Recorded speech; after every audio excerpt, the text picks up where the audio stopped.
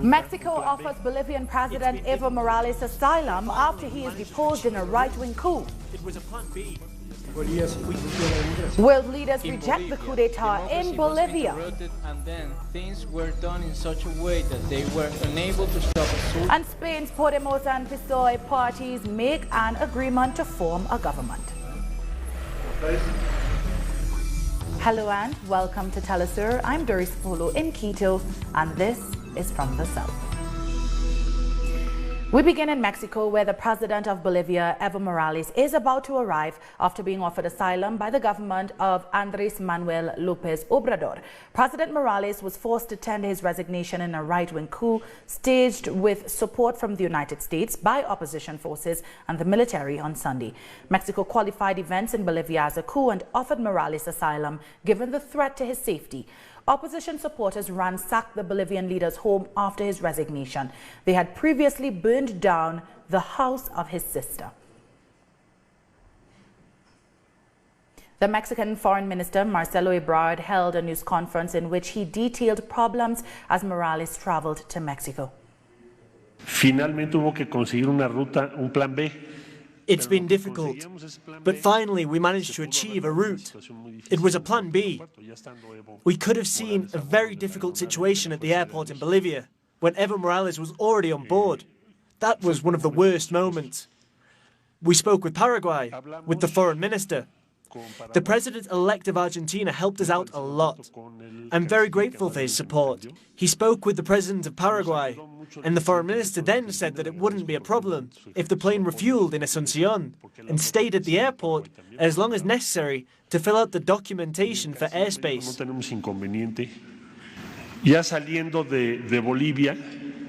Leaving Bolivia, the plane arrived in Asunción, and we spoke to Peru.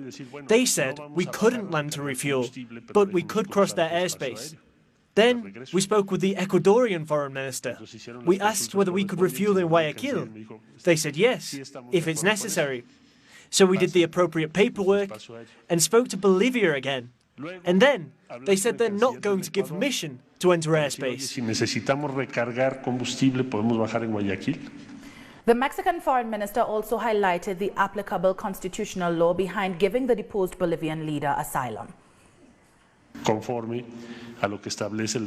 In accordance with Article 11 of the Constitution and the corresponding Mexican law, we're welcoming Evo Morales to Mexico. This article establishes the offering of protection to those people who are being politically persecuted. That's what the Constitution says, and Mexico has complied with this for years. Now, a huge crowd has gathered at Mexico City's Benito Juárez International Airport to welcome President Evo Morales. The slogan-chanting crowd waved the Bolivian and Huipala flags and banners expressing solidarity with Morales and the people of Bolivia. Still, Bolivia remains in a political vacuum with no constituted government. The second vice president of the Senate, Janine Áñez, the most senior opposition figure in the assembly, has called for a session in the afternoon, which she hoped would name her as president of Bolivia. However, lawmakers from Evo Morales' MAS party are blocking the session. We hope that today they will let us work. We as members of the parliament have an immense responsibility to the country. Clearly, we have had very difficult moments, and we hope to overcome this today. We cannot be without a government. There is a constitutional line of succession, which we will respect. We cannot delay, because we saw what happened yesterday, and that is not what we want. Our correspondent, Freddy Morales, has the latest from La Paz. We are here in the Plaza Murillo and following closely what happens right here in the Legislative Assembly. For 11 o'clock in the morning, a session was called of the lower house, but the session couldn't begin for two reasons. Firstly, because the members of Congress from the MAS party of Evo Morales didn't arrive. Secondly, the first vice president, Susana Ribeiro, a member of the MAS, which has the majority in both houses, made it known that she has not resigned from that post, that she is still first vice president, and in that capacity she has suspended indefinitely the session of the lower house. This has generated a conflict with other lawmakers who are in the minority. because they were planning to hold a session, elect the parliamentary leaders who are missing, and then at 4 p.m. attend a session of the whole Congress with both houses.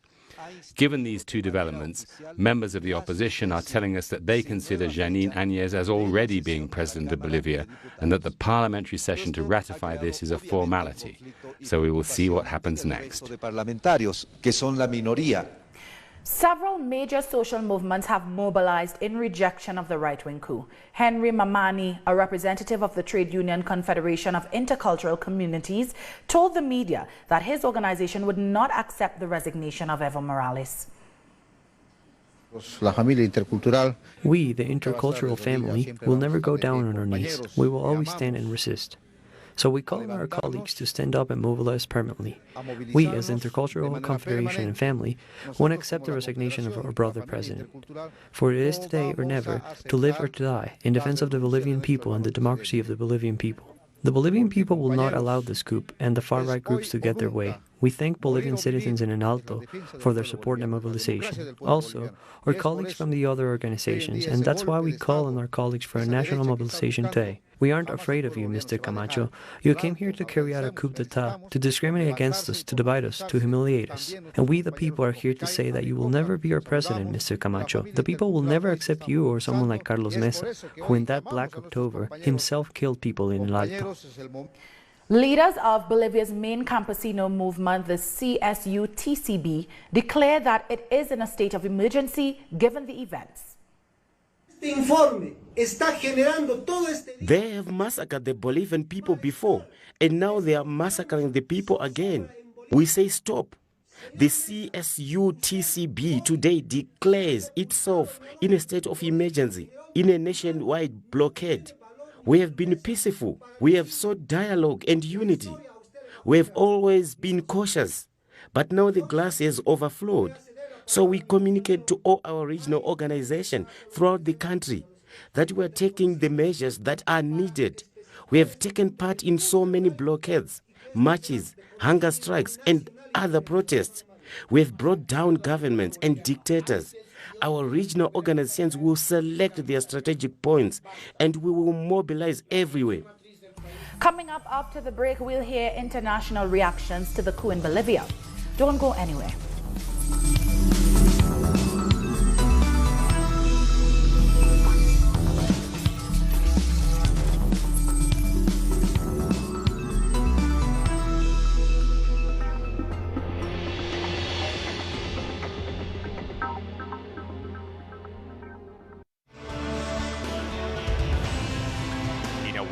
Infested by inequalities, abuse of power, and injustice, the American journalist Abby Martin covers the struggle for fundamental rights worldwide, deepening into the search of files which uncover the empire's strategies through our screen and web platform in English. The Empire Files with Abby Martin. Tuesday, only on Telesur.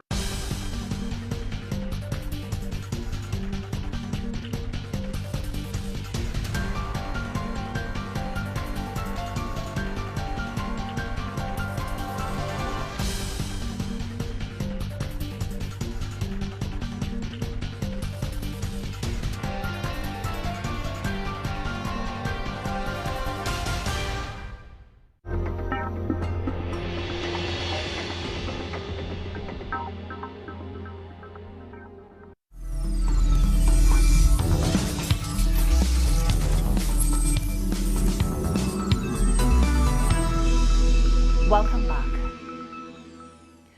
Social movements, unions, and political organizations in Argentina marched to the Bolivian embassy in rejection to the coup in the plurinational state of Bolivia. Evo is not alone was the slogan that the people shouted in rejection of the coup against President Evo Morales. A crowd with flags and posters of support that exceeded all expectations mobilized through the streets of Buenos Aires. There is clearly an interest in silencing the voice of popular governments. Bolivia was a beacon of resistance, and they want to silence them. But we are not going to allow that fire to be extinguished.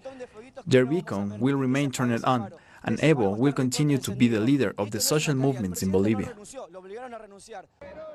With the image of President Evo Morales engraved in the heart of the people, in front of the Bolivian embassy, demonstrators accompanied Bolivian citizens who supported Morales with 88% of the votes from Argentina in October's general elections. It's a complicated situation considering that it's a coup d'etat and that the armed forces are there and they are acting against the people. They represent an oligarchy and do not represent Mother Earth and the people who are against neoliberalism. There was also strong rejection against President Mauricio Macri due to his silence regarding the coup. But in a historic event, career diplomats of the Argentinian Foreign Ministry contradicted the government and recognized that what happened in Bolivia was a coup. The popular support for Evo is support for the plurinational people of Bolivia and for the Argentinian people. There are no differences. Imperialism does not forgive. The right does not believe in human rights or the redistribution of wealth. Imperialism destroys.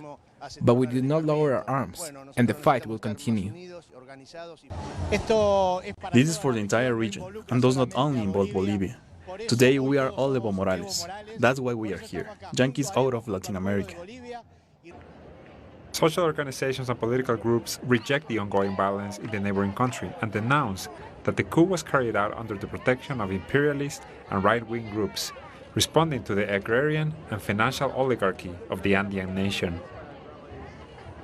And Argentina's president-elect Alberto Fernandez rejected the coup in Bolivia and expressed his gratitude to the government of Mexico for supporting President Evo Morales.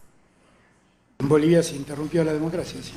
Bolivia, democracy was interrupted and then things were done in such a way that they were unable to stop a social crisis and a huge confrontation, thanks to the solidarity that exists from Latin American countries who went to the aid of the victim, Evo Morales.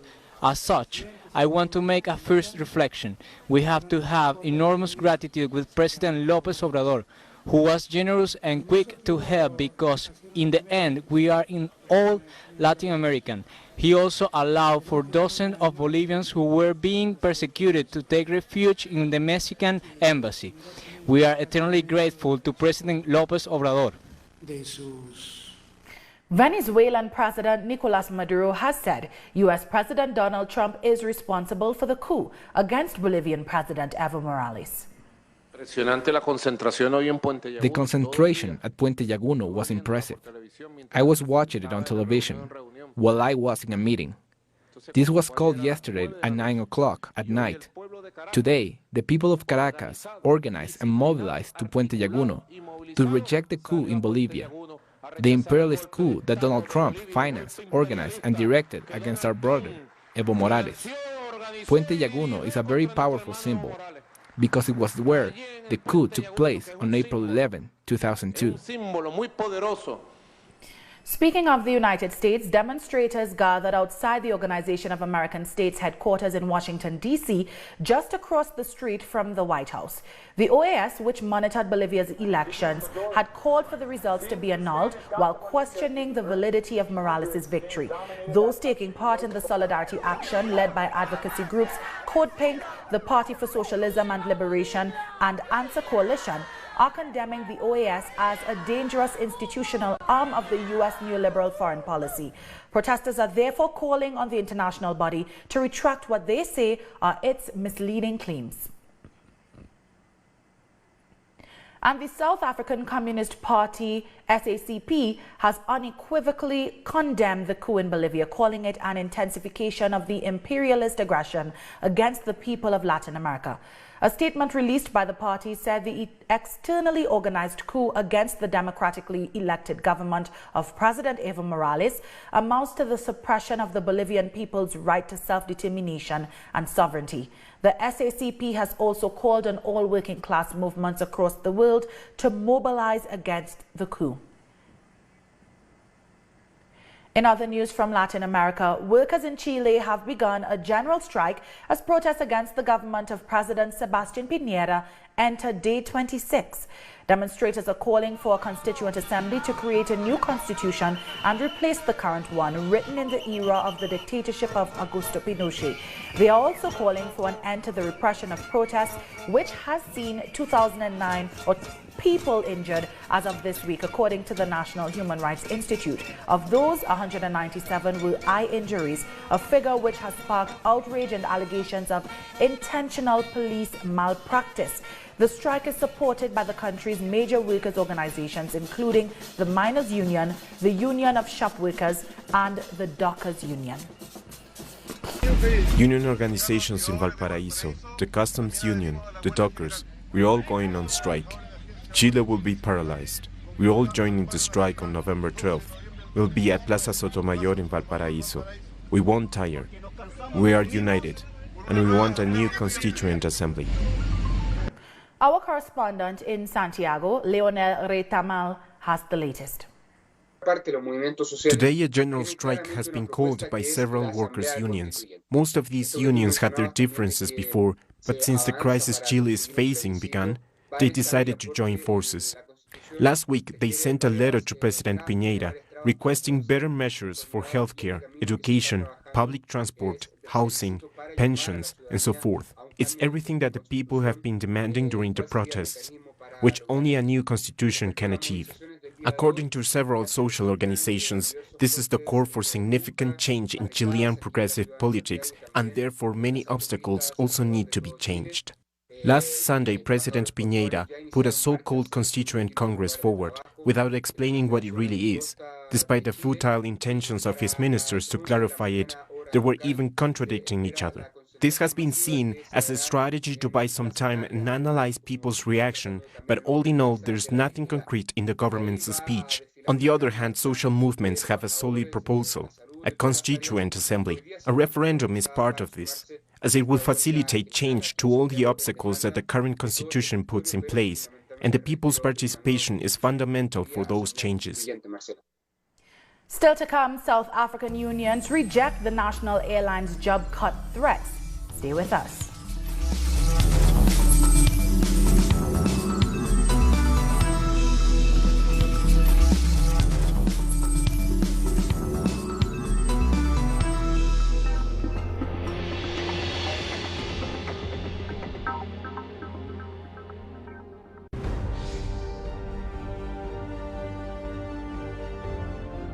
Acompañamos a los pueblos que resisten en cada una de sus luchas. Somos esa ventana que se abre para visibilizarlos entre fronteras.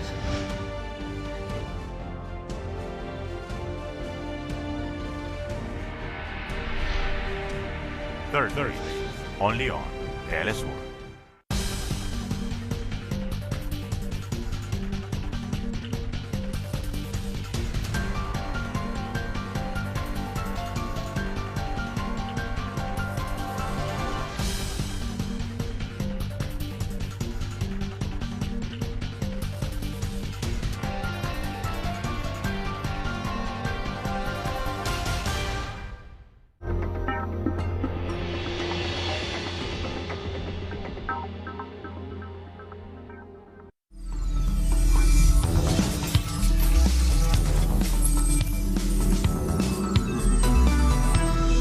Welcome back.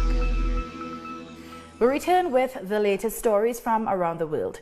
The leaders of the Podemos and PSOE parties in Spain have reached an agreement to form a coalition government following Sunday's general election. Podemos leader Pablo Iglesias will take the role of vice president in a government led by Prime Minister Pedro Sánchez. The PSOE are the biggest party with 120 seats, but fall short of the necessary 176 needed to govern. The left-wing Podemos took 35 seats. Both parties lost seats on Sunday as Sánchez's electoral gamble failed to pay off, but together they will be able to form a minority government.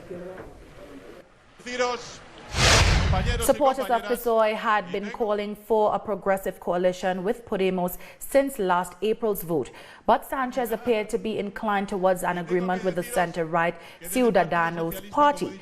However, the vote for Albert Rivera's party collapsed on Sunday, and they won only 10 seats in Congress. Moving to Africa, South African trade unions have rejected a plan by the national airline to retrench almost 1,000 workers. The Association of Cabin Crew Workers and the National Union of Metal Workers said the plan by South African Airways is irresponsible, especially at a time when the country is grappling with high unemployment. The unions have accused management of using the threat of job cuts to force workers to drop their demands for an 8% pay rise. The International Conference on Population and Development is beginning in Kenya. World leaders, representatives of non-governmental organizations, young people, business and religious leaders will convene in Nairobi for the summit. The conference, which will take place between November 12th to 14th, is a follow-up meeting set to fast-track the commitments made in Cairo in 1994, when it was last convened. Of the leading role that Kenya is taking on this critical issue for the future of humanity. And I close by asking fellow Kenyans, Africans and citizens of the world to stand tall and stand up for the rights and choices of women and girls across the world. In the Democratic Republic of Congo, a local radio station involved in the efforts to stop the spread of Ebola has closed down after one of its journalists was murdered. Radio presenter Papi Mumbere Mahamba was killed in his home after hosting an Ebola awareness program last week. Now, staff at Luemba Radio in the eastern town of Mambasa say they have received numerous threats and have stopped broadcasting to safeguard their lives. Local fears and superstitions have led to attacks on those involved in the awareness campaign against the epidemic, undermining the effort to stop the virus from spreading. Nearly 2,200 people have died from the Ebola virus since the outbreak began last year. Let's take a deeper look at the health emergency in the DRC. Investigating the most recent resistance of the Ebola virus is an opportunity to end the danger posed by the epidemic and start building for tomorrow. After being discharged, Little Muhindo parades in Biakato mines so that everyone gets involved in ending the Ebola outbreak. There is medicine. There is a vaccine. The child was burning up, but instead of following the behavior of the Mupanda neighborhood, I decided to go to the Mangina Treatment Center, and we heal. If you feel sick, you should go to the doctor. This is one of the affected neighborhoods where rumors circulate against response teams. But today, the neighborhood is recovering a survivor and consolidating its involvement in the fight against the virus. The coordination of follow-up treatments, communications, vaccinations, disinfecting, psychosocial support and security are done in the fort of Biakato. Since mid-September, after a new wave of the epidemic hit, their work has advanced slowly because of indeterminate accusations and threats against the security of the teams. When we go to the field, people don't want us there. They ignore the nature of the epidemic. They believe that the response teams bring the disease. This mother shows up today at the Transit and Isolation Center. She was in contact with 2 children who had the virus and was vaccinated on the 16th. On the 19th, she became ill and escaped to a place where response teams don't arrive. But she's returned. The laboratory confirms that she is ill with Ebola. She will be moved to the Maninga Treatment Center, 2 hours away by motorcycle. She's helped by 2 people who have been cured of the disease. We studied Ebola in college. When those who have made contact with someone with a confirmed case are identified, a vaccination team goes to the affected home. If you reject the vaccine, you will see a lot of people will get ill and will start spreading the disease. Those who take the vaccine get ill. Why do you want us to obey you? He is white. He is not stupid enough to come here to receive death. The vaccine doesn't work against those who have the virus in incubation. Immunization cannot start until 10 days have passed, according to studies. They are afraid to die because they have seen a lot of people who have gone to the hospital and died. The development of community assemblies is breaking down barriers and putting on the table issues that have so far hindered healing. People say that each agent receives $20,000 to come here. Humanitarian principles are not respected by agents working on the epidemic response. When a family resists, they are told that their doors will be closed and they will die. Moms who agree to go to the treatment center don't come out of there. The whole community has been affected by the virus and suffers the loss of many. This is one of the health centers preferred by the population. The government and their partners have made improvements here, but hundreds of other centers just like this still hope to help with the lives of farmers. It is the obligation of communities to end the epidemic by appropriating prevention measures. But the government also has an obligation, and that is to use millions of dollars that come in to fund the Ebola response in order to strengthen the national healthcare system.